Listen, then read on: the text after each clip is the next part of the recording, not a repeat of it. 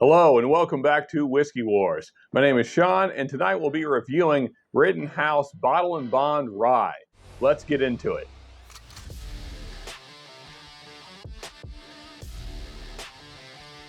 All right, so here's our bottle for this evening, Rittenhouse Bottle & Bond Rye.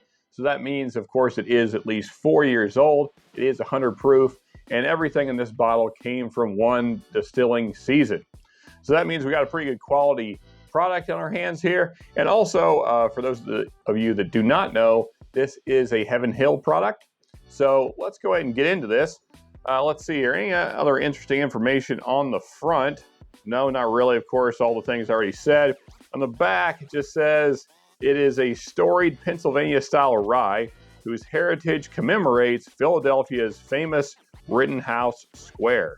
Still Bottle & Bond under U.S. government supervision to meet the strictest requirements. The Rittenhouse you enjoy today carries forth the distinct and spicy flavor profile established long ago. So that's our brief rundown of what this is. Now, of course, lots of rye started in Pennsylvania, not just Rittenhouse. Get this thing poured here. But rye is becoming more popular everywhere, not just in the Northeast. So let's go ahead and get into the nose here and see why ryes are growing in popularity. All right, so on the nose, getting a very nice cherry note, some cinnamon. It's like a candied cherry, kind of like the cherry Twizzlers. Also getting a lot of peppery notes. Like a nice black pepper, almost like a clove in there as well. Lots of baking spices coming through. There's definitely some fruit notes in there. Other than the cherry, I would say sweet kind of a strawberry note, maybe a raspberry in there as well. And you are getting some kind of more typical bourbon notes in this also. So there is some brown sugar, a little bit of caramel showing through.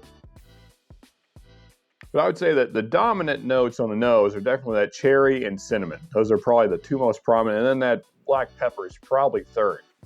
Let's go ahead and get into the taste of this thing though. Let's get our first sip in.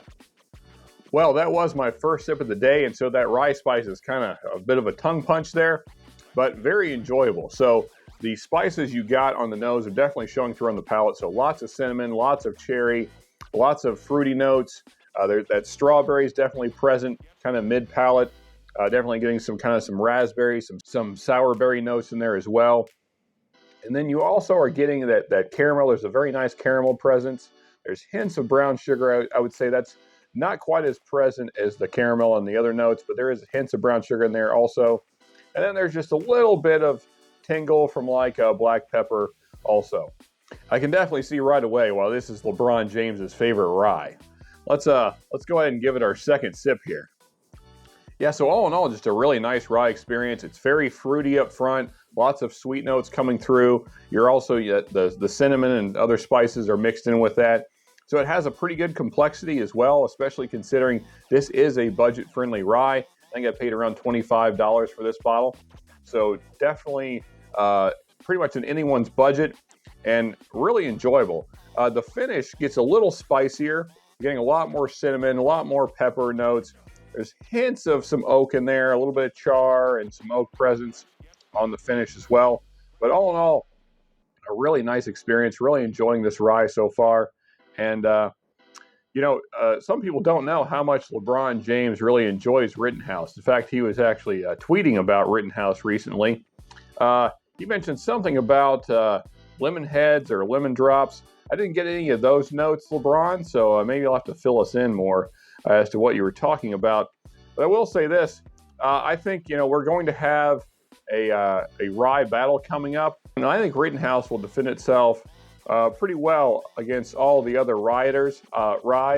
So we'll have that rye battle in the next month or so here. Get that out to you guys, and then we're looking forward to see who comes out on top. But folks, if you have enjoyed this review, hit that like button. And if you want to see more reviews from me, then you can click right here for more reviews. And if you are really enjoying the channel, then you can subscribe right here. And as always, folks, just remember, you can never have too much good whiskey.